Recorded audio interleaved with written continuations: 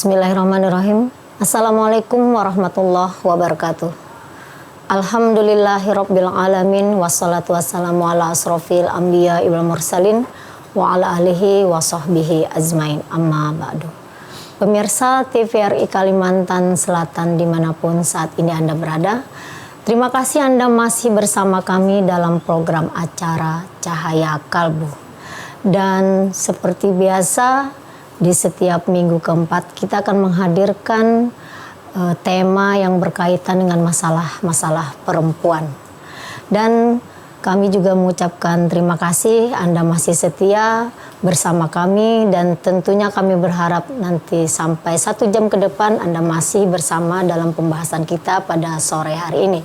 Pemirsa, perempuan pada masa pra-Islam memang sangat terjalimi. Salah satunya mereka tidak pernah mendapatkan hak waris. Bahkan ada sebagian istri ataupun anak menjadi harta waris pada masa itu. Tetapi setelah Islam datang, merubah semua hak, termasuk masalah hak-hak perempuan. Dan tentunya banyak sekali problematika. Ada yang menganggap bahwa ketika Islam datang kemudian Islam mendapatkan waris, ada pendapat atau sebagian dari paham yang mengatakan bahwa pembagian wanita dalam masalah waris masih belum adil. Nah, untuk membahas masalah ini telah hadir di studio kita pada sore hari ini yaitu Ibu Profesor Dr. Hajah Wahidah MHI.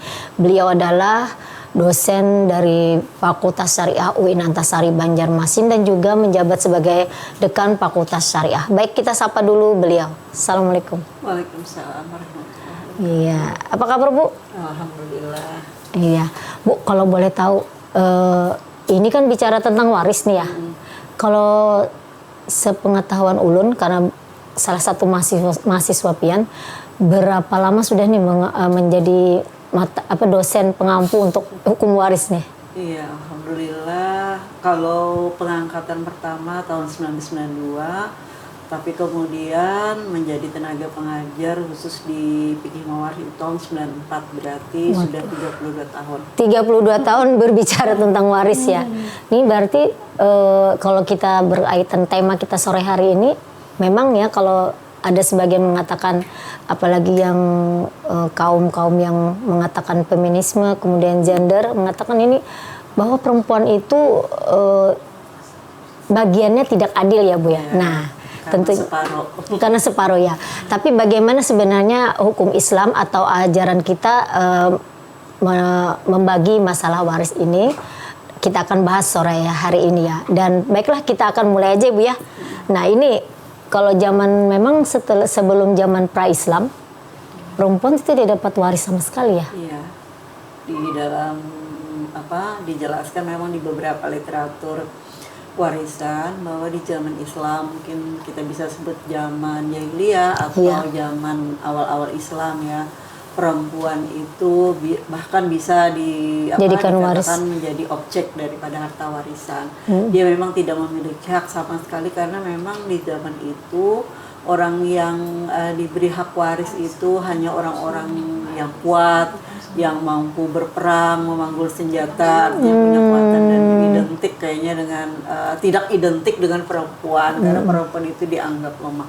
Nah, tapi begitu Islam datang sesuai dengan syariatnya, di dalam Quran Surah An-Nisa ayat 7 itu menjadi dasar hukum bahwa perempuan sebagai ahli waris itu diakui secara jelas dan tegas dengan disebutkan langsung dalam ayat itu, misalnya lirijali nasibum mimma tarakal walidani wal aqrabun. Nah, jadi ada bagi laki-laki itu ada hak. Lalu diteruskan, dilanjutkan dalam itu walinisa inasibum mimma tarakal walidun akrabun mimma qala minhu al-katsira nasiban mafruda. Ini menunjukkan bahwa ada istilahnya itu pasangan gender disebutkan dalam ayat itu, bahwa laki-laki ada haknya, perempuan juga ada haknya dari harta yang ditinggalkan oleh orang tua termasuk kerabatnya, baik harta itu banyak ataupun sedikit. Nah, ini artinya prinsip yang kita pegangi dalam ayat 7 Quran surah An-Nisa itu menjelaskan bahwa perempuan diakui sebagai ahli waris. Artinya menghapus tradisi dari masyarakat Arab sebelum Islam yang tidak memberikan hak waris kepada perempuan. Iya. Jadi ternyata memang di zaman pra-Islam itu sejarah membuktikan ya bahwa perempuan itu tidak pernah mendapat, bahkan ada seorang istri yang dijadikan waris juga ya ketika suaminya meninggal ya. Di dalam riwayat itu disebutkan. Nah, jadi itu tadi bahwa selain ayat 7 ya sudah menghapus atau meniadakan praktik itu, karena sebenarnya perempuan dan laki-laki itu kan sama di hadapan hukum Islam, apalagi hukum Islam. Nah, ayat selanjutnya misalnya di 11, 12 dan 176 masih di surah yang sama Nisa, itu secara jelas menyebutkan ada anak perempuan. Nah, anak perempuan, kemudian ada ibu, ada istri. Jadi kalau kita menggolongkan ahli waris itu di dalam ilmu paradigma itu disebutkan ada 10.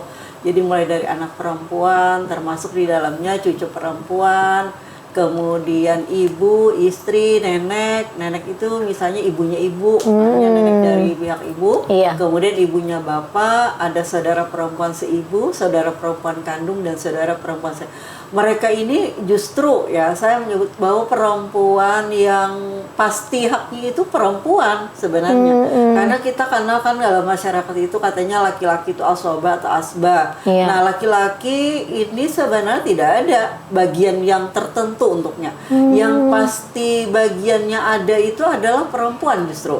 Misal, ketika anak perempuan, kalau dia seorang setengah, kalau 2 orang 2/3, ibu juga disebutkan seperti itu. Artinya, kejelasan hak itu langsung oleh Allah disebutkan dengan bagiannya. Iya, ternyata justru ya ketika Islam datang, justru perempuan itu sudah ditentukan. Betul. Iya, mungkin kalau dalam pertanyaan ini dalam orang yang awam ya Bu ya, bayangan mereka ketika laki-laki itu asobah katanya sisa.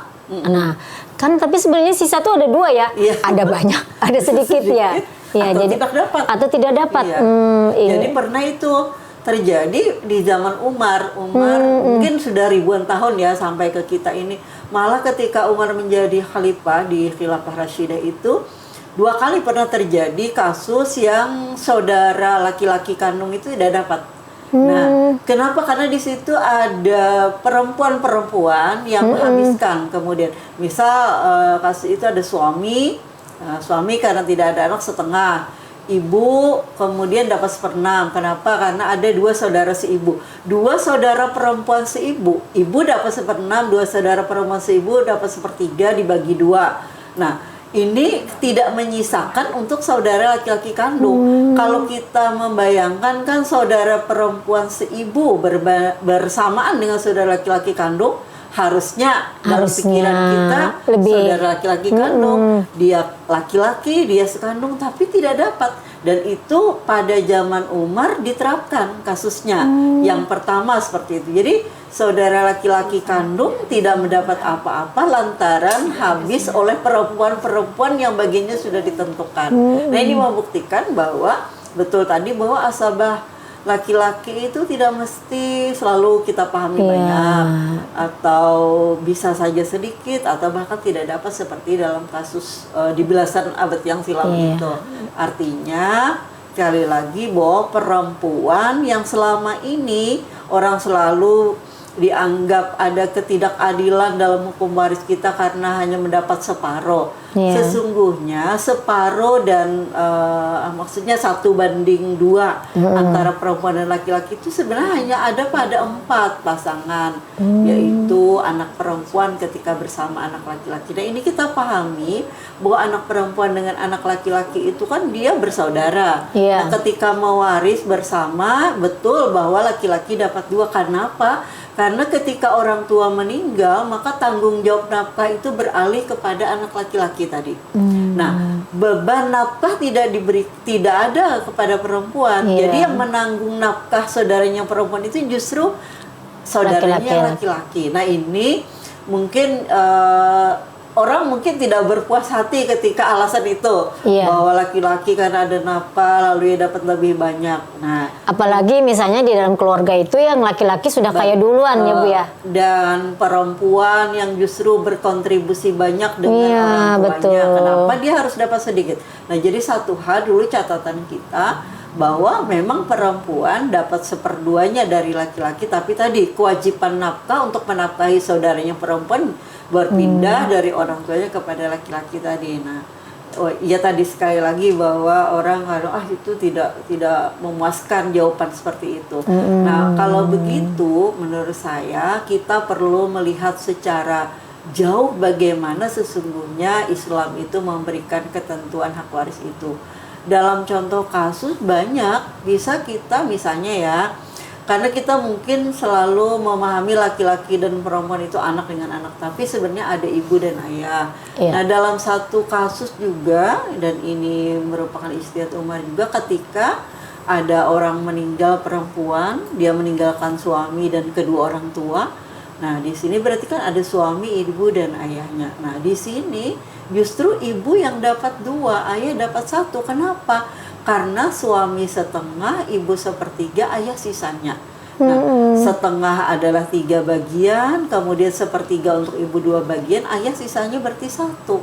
Nah, itu berarti rumusnya berbalik. Itu artinya ketentuan bagian ditetapkan oleh Allah Subhanahu wa taala di dalam ayat-ayat itu tidak kemudian menomorduakan perempuan dalam konteks pembagian. Tapi ini mungkin agak susah ya bagi orang-orang yang mungkin tidak terlalu mendalami. Jadi betul. Yang di permukaan saja bahwa ini laki-laki selalu di nomor satukan, diuntungkan, dapat lebih banyak. Padahal bisa jadi. Nah, contoh, jadi 2 contoh yang saya sebutkan tadi, ketika di zaman Umar, saudara laki-laki kandung tidak dapat, saudara perempuan dapat.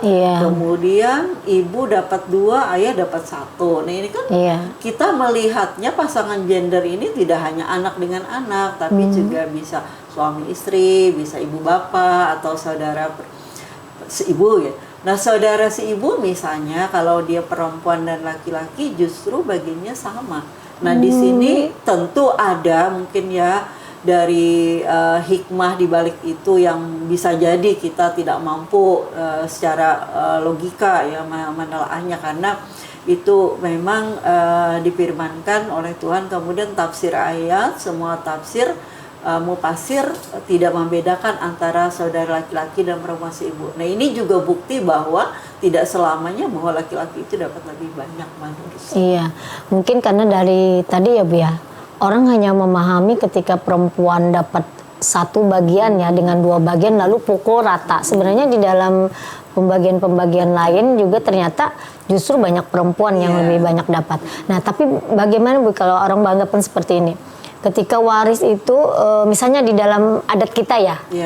Nah, ini misalnya di dalam kompilasi hukum Islam itu kan ketika suami meninggal, itu istri itu kan dapat sebenarnya kalau punya anak 1/8 ya, kalau tidak punya anak 1/8. Ini ada mengatakan istilah bahasa Banjar tuh harta perpantangan ya.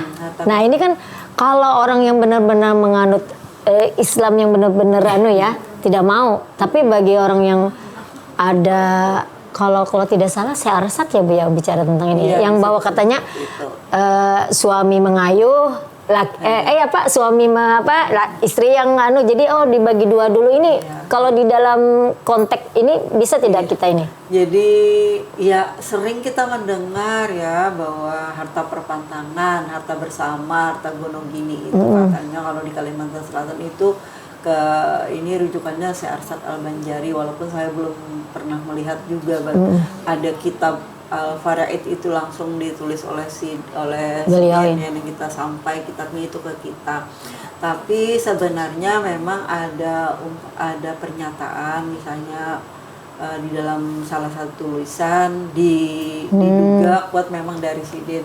Tapi bisa jadi itu hubungannya dengan muamalah. Jadi dalam konsep muamalah itu kan ada syirkah namanya. Syirkah itu orang istilahnya berserikat ya, berkongsi bersama ya. Nah, jadi ketika dalam muamalah itu memang ada katanya ada di kalau tidak salah itu informasi dari almarhum Aswadi Syukur Iya Pak kemarin, iya. bahwa disebut itu ada syirkatul abdan dalam konteks pembagian harta besar. Nah, kita sebenarnya juga punya ya, kalau misalnya disebut dalam Islam tidak ada bicara harta bersama ya memang, tapi ada ayat yang sebenarnya bisa kita hubungkan dengan persoalan misalnya dengan masih mirip dengan ayat waris, tapi disebut begini, lirijali nasibum mimaktasabu, bagi laki-laki itu ada bagian harta atas apa yang diusahakannya. Lalu disebut lagi walinisa inasibum mimaktasab.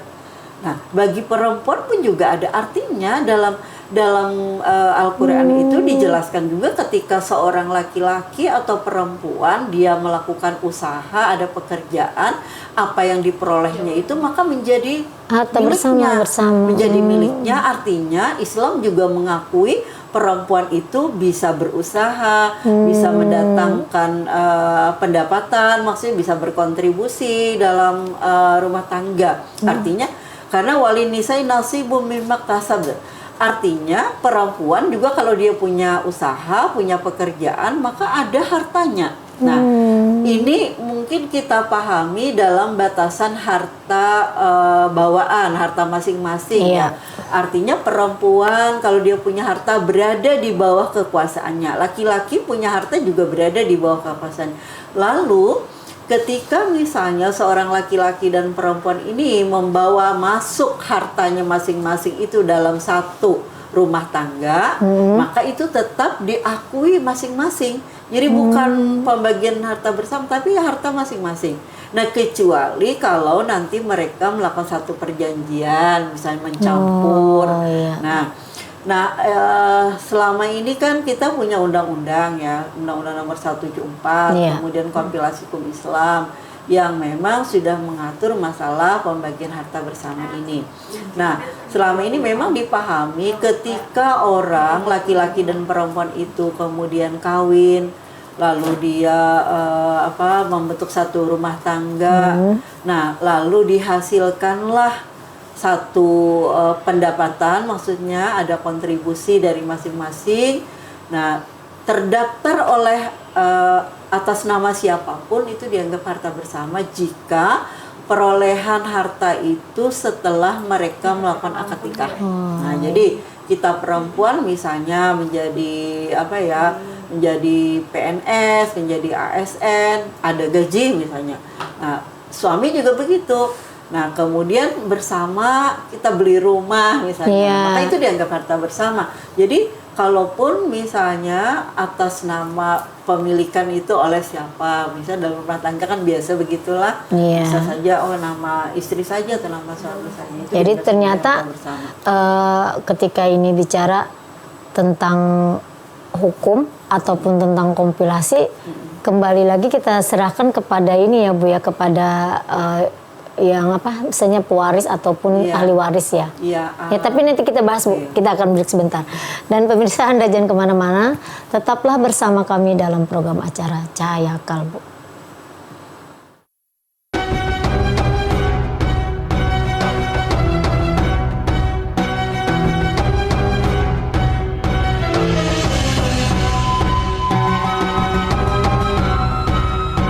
Pemirsa, masih bersama Cahaya Kalbu dalam tema kita perspektif perempuan dalam hukum waris Islam ya. Kita lanjutkan pembahasan kita ya pada sore hari ini bersama Ibu Profesor Dr. Hajah Wahidah MHI. Ya Bu, jadi ternyata memang tidak ada istilah bahasa itu, tidak ada tulisan khusus ya tentang harta perpantangan. Tapi ketika kita kembalikan kepada ahli waris ini memang dari hukum sendiri memang dibagi dua ya. Iya. Jadi kita punya undang-undang tadi nomor 1 tahun 74 tentang perkawinan termasuk kompilasi hukum Islam tahun 1991 itu memang ada mengatur tentang apabila orang itu bercerai, hidup atau meninggal. Jadi maksudnya cerai hidup, cerai mati, maka biasanya itu memang harus dibagi dua. Nah, walaupun dalam terapannya tidak mesti gitu. Tidak mesti. dibagi dua itu adalah bagian dari harta bersama. Jadi harta bersama atau harta perpantangan jar orang Banjar. Nah, kita ketika seseorang meninggal itu memang harus menginventarisir harta. Jadi ada yang namanya harta bawaan. Harta bawaan tadi misalnya ya tadi kayak kita masing-masing kan diakui kepemilikannya. Nah, itu tidak dibagi dua. Nah, misalnya kita punya satu buah mobil, nilainya misalnya 100 juta. Karena kita yang membawa masuk dalam perkawinan, nah pada saat meninggalnya suami misalnya meninggal kita misalnya ya, lalu suami tidak dapat 50 juta dari harta itu. Karena itu memang harta bawaan yang dibawa masuk gitu. Berbeda dengan harta bersama. Jadi harta yang diperoleh selama orang berakad, orang kawin, berapapun nilainya dari siapapun itu, sepanjang tidak ada perjanjian maka dianggap harta bersama. Nah, di situ yang ada pembagian separuh-separuh. Walaupun tadi sekali lagi bahwa dalam praktiknya bisa saja pengadilan mungkin melalui proses sidang ya. Melihat ternyata dibuktikan atau bisa dibuktikan dalam pembuktiannya bahwa kontribusi istri lebih banyak, makanya bisa saja 70%, 30%. Bisa seperti itu. Ya tidak harus 50 sampai 50 ya.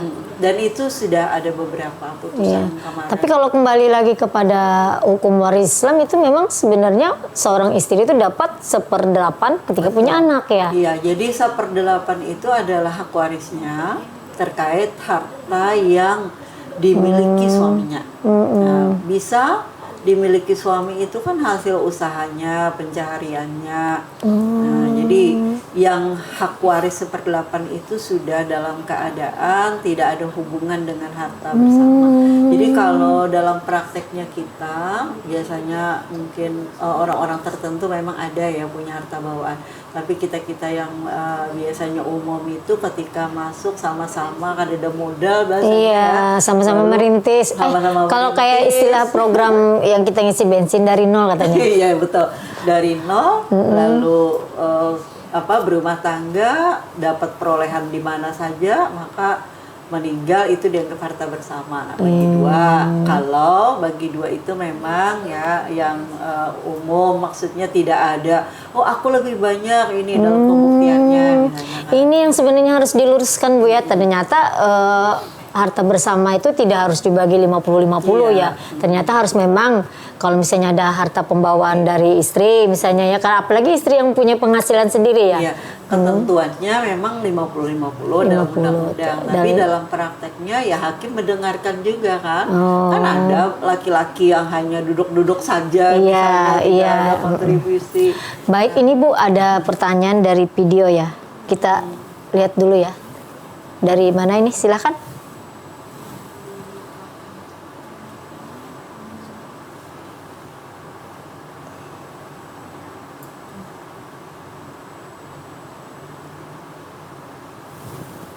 Warahmatullahi wabarakatuh. Perkenalkan, saya Habibah Lestari MS dari Fakultas Syariah UIN Antasari Banjarmasin. Sebelumnya, izin bertanya mengenai perempuan dalam perspektif warisan. Pertanyaannya, bagaimana posisi perempuan dalam pembagian warisan menurut adat Banjar dan sejauh mana praktik tersebut menyesuaikan dengan hukum waris Islam? Terima kasih. Wassalamualaikum warahmatullahi wabarakatuh. Assalamualaikum warahmatullahi wabarakatuh. Ya Bu ya. Ini lebih ke masyarakat Banjar ya. Memang kalau ditanya ya terkait masyarakat Banjar ya, kita kembali lagi kepada individu orang itu.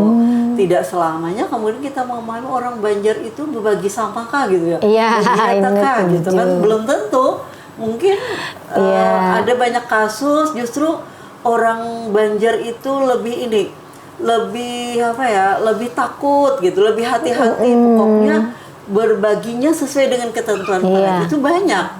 Jadi ketika bertanya pokoknya aku kada hakun kayak apa nang sebujurannya menurut ilmu para gitu, itu orang Banjar biasanya. Kayak kalau banyak- orang-orang keluarga saya yang tua-tua tuh seperti itu, banggapan, bapak bimat-bimat ya panas tanu jar hartanya jar belah. Iya, walaupun tidak seperti Iya, itu. ente. Jadi betul aja bahwa kalau ditanya tergantung kepada individu dari masyarakat itu sendiri, ya tergantung. Jadi tidak kemudian mungkin dalam pemahaman orang, oh masyarakat Banjar itu lebih kepada kekeluargaan saja. Iya. Kalau tidak ada musyawarah mufakat bagi sama sih, ya memang ada seperti itu. ada. Tapi ada banyak juga yang biasanya yang datang bertanya kepada kita ya di LKBH, misalnya di Fakultas Syariah itu, mereka justru ingin dibagi itu sesuai dengan ketentuan paraid. Nah, konteksnya dengan hubungannya dengan masalah hukum waris Islam, Islam seperti yang kita sebutkan di depan tadi sudah mengatur secara tegas hak waris perempuan, baik anak, istri, ibu sampai kepada saudara perempuan sebapak. Itu ketentuannya jelas, jadi pasti. Nah, jadi kalau misalnya masyarakat Banjar kebetulan ada yang berkeinginan dengan musyawarah mufakat saja dikumpulkan semua keluarga, lalu mereka dalam musyawarah itu misalnya diberitahukan kita, orang tua kita punya harta sekian, nah kamu haknya sekian, lalu kita bagaimana misalnya, ini kan pertimbangan misalnya karena laki-laki ini merasa adikku yang perempuan atau kakakku yang perempuan justru lebih berperan, lebih banyak kontribusinya terhadap orang tua. Maka ujar yang laki-laki misalnya kita bagi sama sini. Ini kan bisa saja terjadi oleh masyarakat Banjar. Tapi ada juga yang kita pokoknya sesuai dengan ketentuan paraid aja. Nah selebihnya setelah itu baru bisa jadi seperti itu. Jadi saya susah menjawabnya kalau misalnya disebut orang Banjar itu selalu bagi rata, tidak. Karena yang kita menghadapi langsung biasanya orang datang itu tidak selalu begitu. Dia inginnya secara kalau dari apa yang Ibu paparkan tadi, saya tertarik begini. Memang kebiasaan orang Banjar tuh apalagi dari yang laki-laki ya, yang misalnya kakak ya. Mereka kan apa yang manut gitu, nurut ya. Nah ini Bu sebenarnya kalau boleh kita analisa, justru saya setuju dengan Ibu, dibagi dulu ya sesuai dengan ketentuan. Nanti setelah itu baru mungkin ya, misalnya yang laki-laki lebih hidupnya lebih mapan ya, bisa mengasih ke adiknya. Kalau seperti itu bagaimana? Kita kan menghindari konflik di belakangnya ya. Jadi memang sudah diakomodir ya dalam kompilasi hukum Islam bahwa para ahli waris itu boleh melakukan perdamaian atau persepakatan dalam konteks pembagian warisan, tapi sebelumnya dia harus menyadari dulu bagiannya. Nah, kata menyadari bagian itu menurut saya yang mungkin tidak disebutkan secara eksplisit di dalam kompilasi itu, menyadari bagiannya. Kalau kita kan berarti dia paham, sadar bagianku sekian. Iya, betul. Menurut saya itu harus ditambah, bukan menyadari bagiannya saja. Karena saya yakin orang-orang kita, apalagi yang Muslim yang taat, mempelajari juga, belajar juga, mendengarkan kajian-kajian tentang warisan, dia sudah paham bahwa hak perempuan sekian, hak laki-laki sekian. Nah, tapi di sini menurut saya kesadaran tentang itu ditambah dengan pengetahuan ahli waris itu terhadap jumlah harta yang ditinggalkan. Karena biasanya ya, jadi karena ini berdasarkan pengalaman selama 32 tahun mengajar, kemudian ditanyai, problematika, memberikan pendapat, kadang ketika diminta, itu ada orang-orang tertentu ketika dia bersaudara itu, karena pernah datang begini, Bu, saya orang tua saya kan meninggal, kebetulan itu baru belum sampai sebulan, dia datang dengan istrinya lalu bertanya, boleh nggak ini dibagi, adik saya itu tidak usah dikasih tahu, kebetulan mama itu ada rekening, ada emas yang tidak diketahui oleh adik, karena adik ini ibu sudah banyak menghabiskan katanya. Nah ini kan contoh bahwa si adik ini kalau kita misalnya bersepakat membagi-bagi sama, dia tidak tahu ada harta orang tuanya di saudaranya.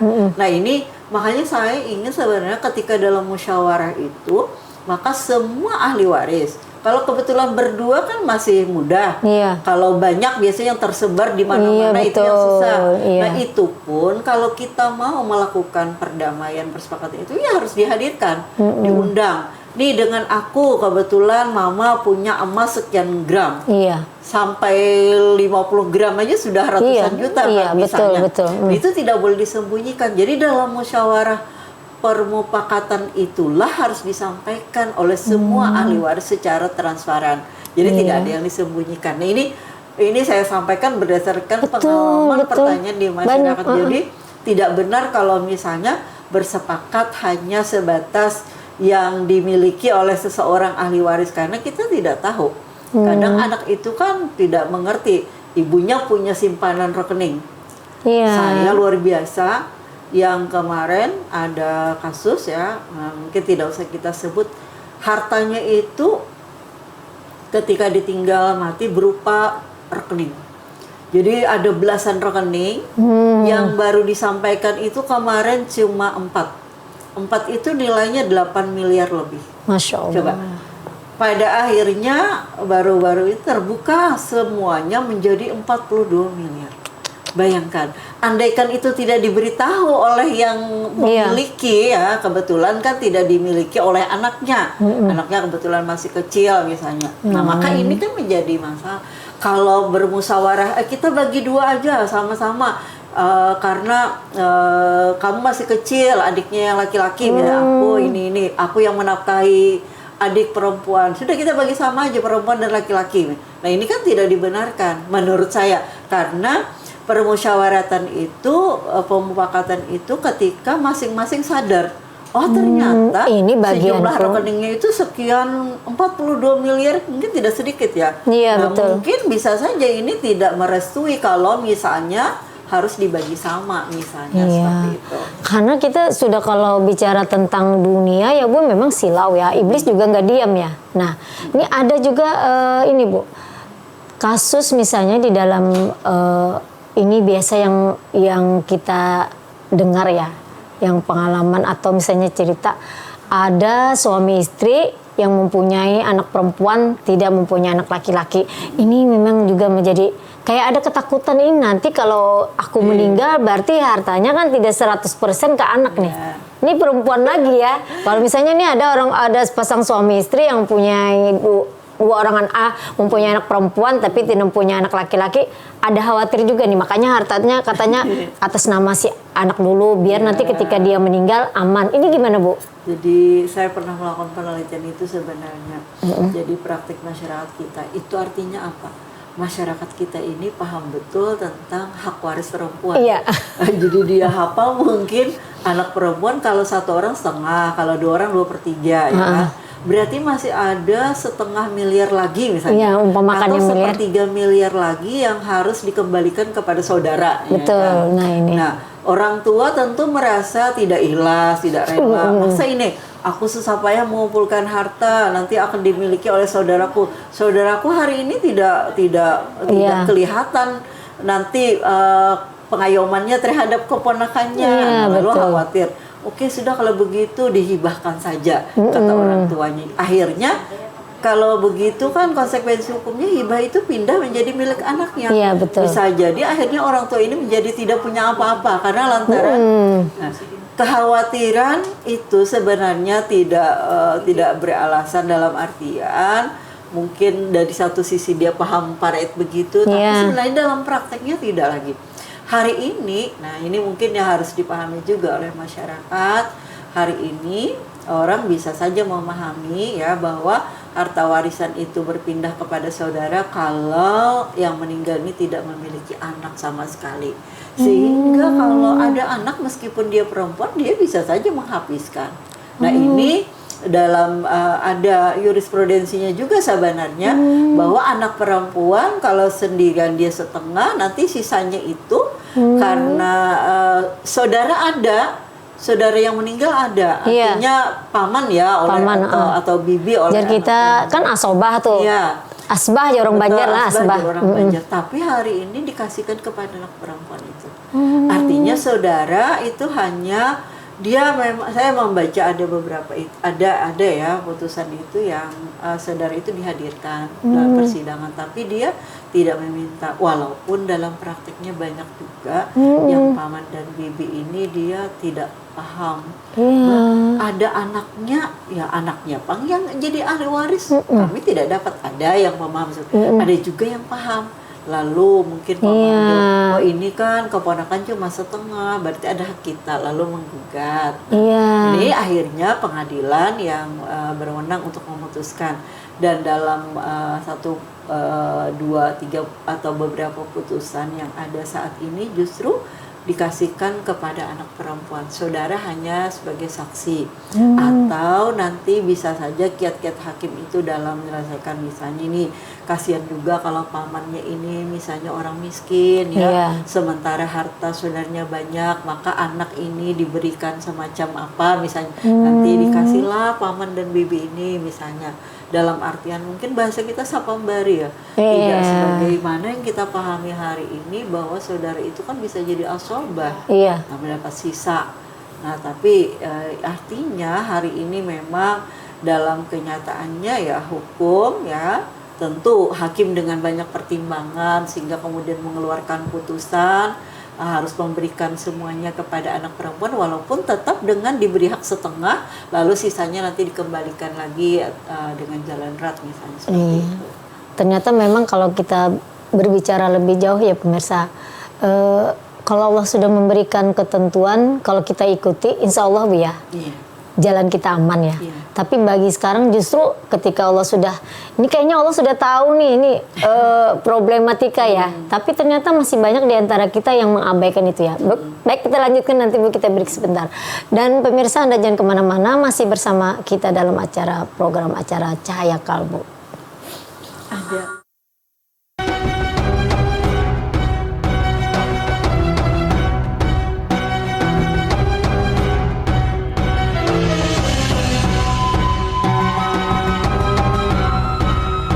Ya pemirsa, terima kasih Anda masih setia bersama kami dan pembahasan kita lanjutkan ya. Tema ini sangat menarik dan juga tentunya mudah-mudahan ya menjadi tuntunan buat kita semua. Kalau Allah sudah menentukan suatu hukum, mungkin Allah sudah mempertimbangkan Bu ya. Ini kalau soal urusan dunia, kalau matematikanya manusia memang ada yang mengatakan tidak adil ya. Tapi Allah itu sudah maha adil, sudah menentukan. Nah ini kalau bicara tadi tentang perempuan-perempuan ya dalam pembagian waris, ternyata kalau kita simak betul-betul adil sudah sebenarnya Bu ya. Kalau kita menjalani, karena memang kalau orang berpikirnya gini, rezeki itu dari waris atau dari pekerjaan atau dari apa yang kita usahakan, memang sebagian mengatakan itu salah ya. Karena kan rezeki itu Allah yang ngatur ya. Gimana nih Bu ya kalau kita lihat tadi dalam masalah 2 anak perempuan, tapi ternyata sekarang sudah ini ya. Dalam terapannya bisa saja dikasihkan oleh pengadilan tentu ya, lembaga berwenang. Tentu dengan istihad, dengan pertimbangan. Jadi tapi ya tadi itu di masyarakat kita kadang justru ketika orang itu meninggal hanya memiliki anak perempuan, tetap dikasihkan kepada anak. Dia tidak paham kalau saudara itu dapat itu. Jadi kita kadang tidak bisa juga menyatakan seperti ini, karena dalam banyak kasus kan orang beda-beda pemahaman wawasannya, sehingga ada yang tetap dengan ketentuan faraid atau bisa jadi justru menerima apa yang sudah diputuskan oleh pengadilan dalam hal ini. Nah, betul bahwa hukum waris itu diatur langsung oleh Tuhan. Jadi kata Tuhan, aku tidak kuasakan atau kuberi kewenangan untuk raja, termasuk nabi sekalipun. Nabiku sekalipun dia tidak dia yang mengatur. Jadi waris ini memang dari Allah. Allah tentu yang maha adil ya. Jadi ada sesuatu yang barangkali bisa saja kita tidak mampu. Jadi manusia bisa berkata aku akan adil, tapi tidak, kata Tuhan. Makanya hukum waris Islam adalah hukum yang diatur rinci oleh Tuhan langsung. Nah tentu ada sesuatu, ada keinginan, ada hikmah di balik yang dikehendaki Allah dalam hal ini. Artinya kita hanya cukup memahami bahwa apa yang disyariatkan Allah itu harus kita taati. Iya. Makanya ultimatum Allah yang jarang mungkin kita dengar ketika Allah menjelaskan ayat-ayat waris. Anak perempuan setengah, 2/3, istri 1/8, 1/4, Iya. ibu 1/3, 1/6, saudara seibu 1/3, 1/6, saudara perempuan kandung, saudara perempuan ayah, seayah setengah, 2/3. Setelah itu disebutkan oleh Allah tilka hududullah. Ini adalah batasan-batasan Allah. Nah, siapa yang mentaati, ku masukkan ke dalam surga. Setelah Allah menjelaskan ayat waris. Lalu di ultimatum selanjutnya di ayat 14 itu istilahnya itu dibalik lagi. Siapa yang mendurhakai hukumku, kata Tuhan, dengan tidak mentaati dalam konteks ini, maka kumasukkan ke dalam neraka. Nah, ini ayat yang luar biasa menurut saya, yang mungkin agak jarang kita perhatikan. Hukum sudah mengatur begini-begini, ketentuan bagiannya, lalu disebutkan tentang balasan Allah. Nah, jadi atas dasar ini juga kira-kira masyarakat kita ya yang kadang tidak berani sama sekali, walaupun dia punya hak, tapi aku pokoknya bertanya dulu dengan orang yang mengerti, apakah aku ini dapat. Pernah datang orang ke rumah jadi bertanya, padahal dia punya hak, tapi aku kada berani, ini bujur tidak. Nah, ini kan luar biasa. Padahal memang haknya dapat, tapi dia tidak berani.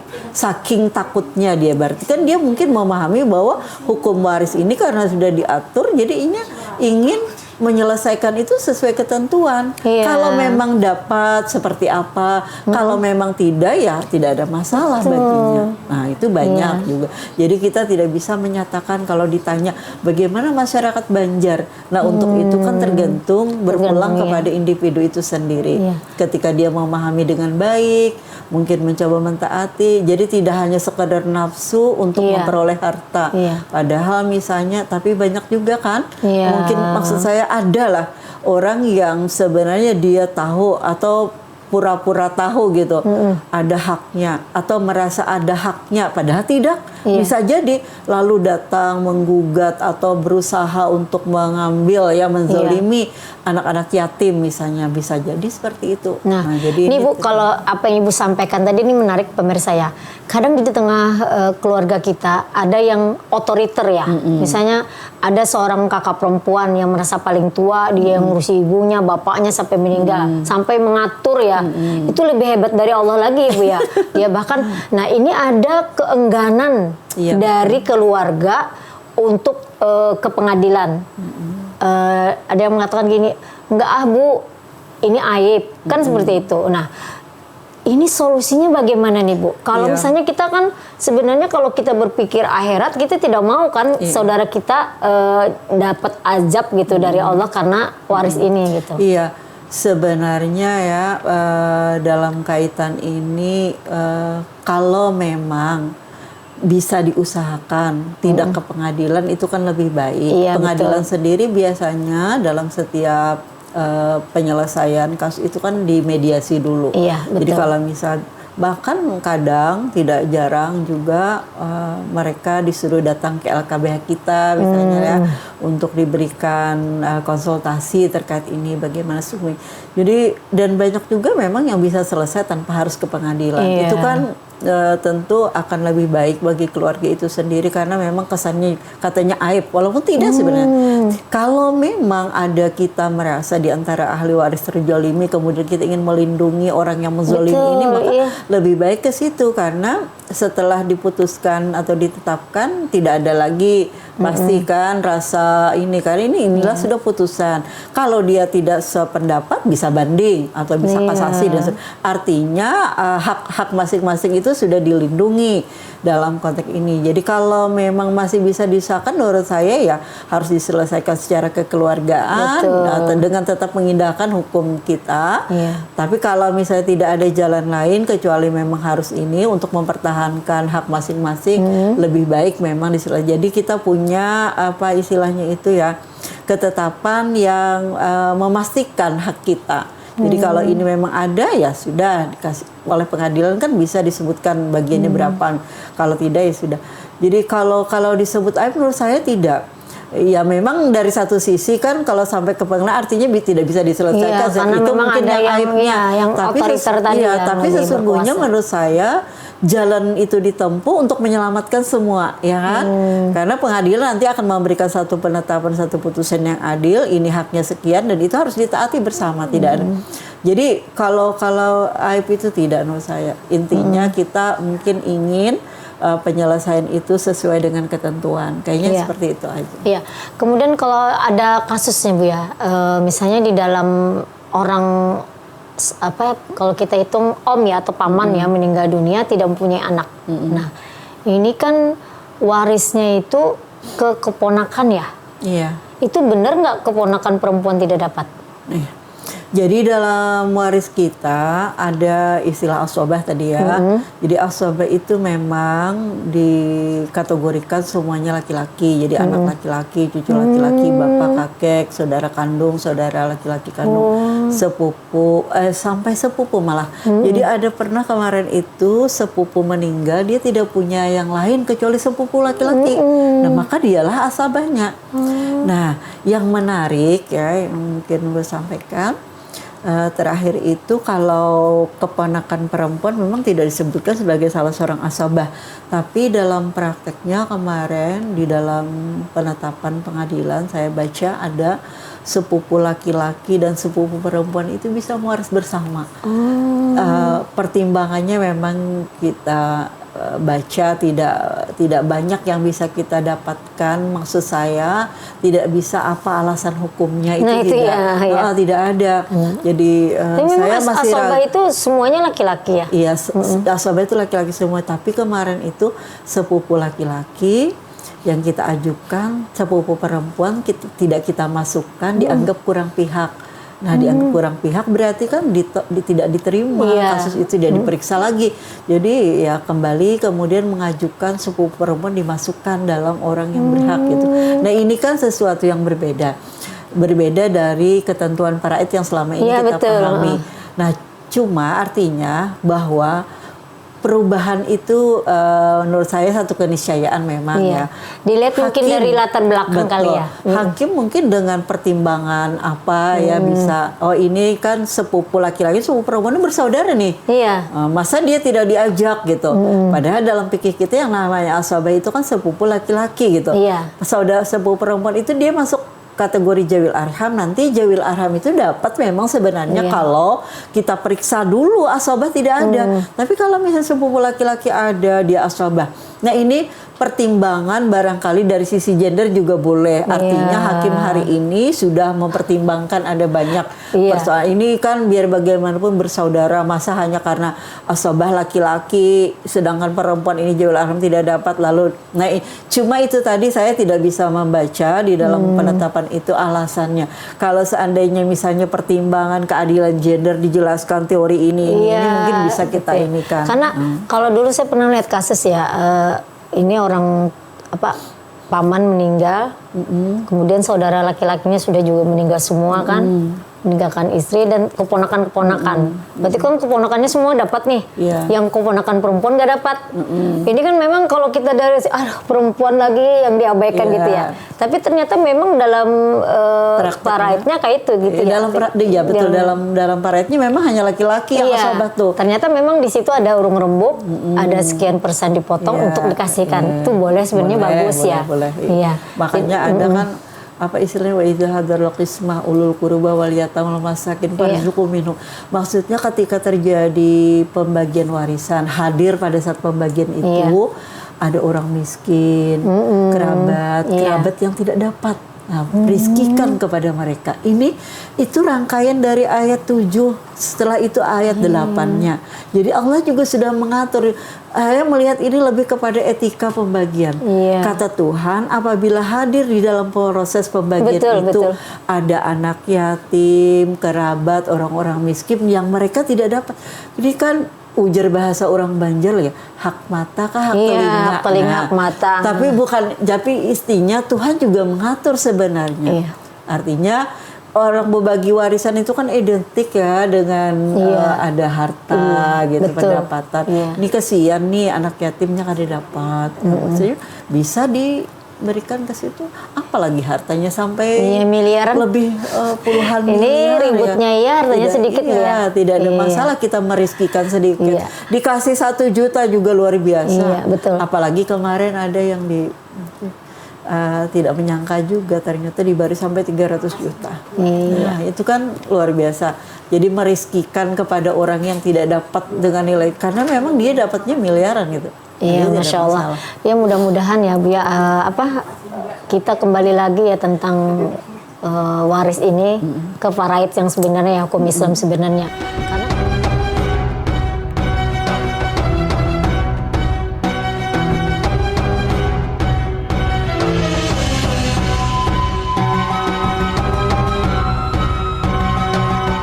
maaf pemirsa ya, ada gangguan tadi di studio kami. Baik, di penghujung acara Bu, ini di penghujung acara apa yang bisa kita ambil benang merah dari pembahasan kita pada sore hari ini? Baik ya, jadi sesuai dengan tema kita, perempuan dalam perspektif hukum waris Islam. Jadi bahwa perempuan sebagai salah satu pasangan gender, dia juga memiliki hak yang sama dengan laki-laki terhadap peninggalan orang tua dan kerabatnya. Nah, sesuai dengan statusnya, perempuan itu bisa anak, bisa cucu, bisa istri, bisa ibu, dan berbeda-beda tentu bagiannya sesuai dengan keadaan dalam struktur kasusnya. Dan mereka, maksud saya, perempuan ini memiliki hak yang sudah pasti ditentukan dengan bilangan-bilangan yang mungkin kalau belajar matematika kelas 3 SD gitu ya. Jadi setengah, sepertiga, seperempat, seperenam, seperdelapan, dan orang kadang kan bahwa waris ini susah katanya karena ada matematikanya, padahal tidak sebenarnya. Bilangannya sederhana. Yang dari setengah sampai 2/3 itu hanya 6 itu, dan itu disebutkan langsung dalam Al-Quran. Nah, teknis menghitungnya juga tidak serumit matematika kita sekarang. Jadi insya Allah tidak sulit ya dalam mempelajari ini. Apalagi misalnya ini juga sudah ada ketentuan dalam hukum kita Islam, termasuk dalam hukum positif di Indonesia melalui kompilasi yang pada dasarnya sama karena memang diambil dari situ. Hanya saja mungkin ada beberapa terobosan baru yang kemudian dimasukkan dalam pasal-pasal kompilasi. Intinya bahwa Allah memberi hak yang sama kepada ahli waris baik laki-laki atau perempuan, dan ini tentu menghapus praktik yang dulu pernah terjadi bahwa perempuan itu justru tidak memiliki hak atau bahkan menjadi objek daripada harta warisan. Demikian itu mungkin hukum. Ya, mudah-mudahan ya pemirsa, pembahasan kita sore hari ini membuka wawasan kita, menambah keimanan kita bahwa matematika Allah itu lebih adil dibandingkan dengan matematika manusia. Dan baiklah, akhirnya Ibu Waidah, terima kasih Bu ya, dan juga pemirsa di rumah dan juga pemirsa melalui live streaming TVRI. Terima kasih Anda masih bersama kami sampai akhir acara. Demikian, Assalamualaikum warahmatullahi wabarakatuh. Waalaikumsalam.